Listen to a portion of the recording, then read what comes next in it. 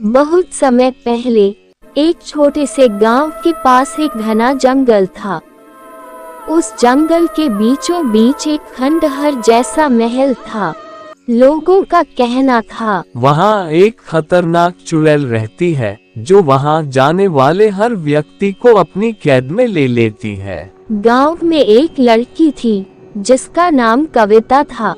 वो बहुत साहसी थी, लेकिन उसके माता पिता उसे हमेशा चेतावनी देते थे। सुनो बेटी कविता, तुम उस जंगल के पास मत जाना। एक दिन गांव का एक लड़का जंगल में भटक गया। कविता ने तय किया कि वह लड़के को खोजने जाएगी। जैसे ही कविता जंगल में पहुंची, उसने अजीब सी आवाजें सुनी। डरते डरते वह आगे बढ़ती गई।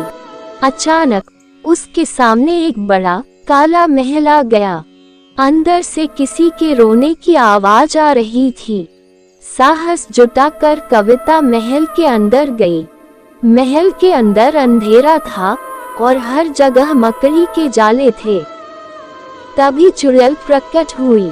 उसकी लाल आंखें चमक रही थी और उसके लंबे नाखून कविता की तरफ इशारा कर रहे थे। तुमने मेरी शांति भंग की है, अब तुम मेरी कैद में रहोगी। मुझे माफ कर दीजिए, मैं अपने गांव के लड़के को खोजने आई हूँ। मुझे जाने दीजिए। जाना इतना आसान नहीं है।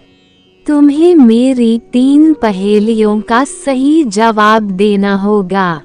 अगर जवाब सही दिए तो मैं तुम्हें आजाद कर दूंगी, वरना तुम्हें हमेशा यहीं रहना पड़ेगा। चुड़ैल ने पहली पहेली पूछी, वह क्या है जो बिना पंखों के उड़ता है? कविता ने थोड़ा सोचा और कहा, हवा। चुड़ैल ने अगली पहेली पूछी, वह क्या है जो जितना निकाला जाए उतना बढ़ता है? कविता ने उत्तर दिया, ज्ञान। अब चुड़ैल ने तीसरी और सबसे कठिन पहेली पूछी, वह कौन सी चीज है जो टूटने के बाद भी आवाज नहीं करती? कविता ने मुस्कुराकर कहा, खामोशी। चुड़ैल हैरान रह गई।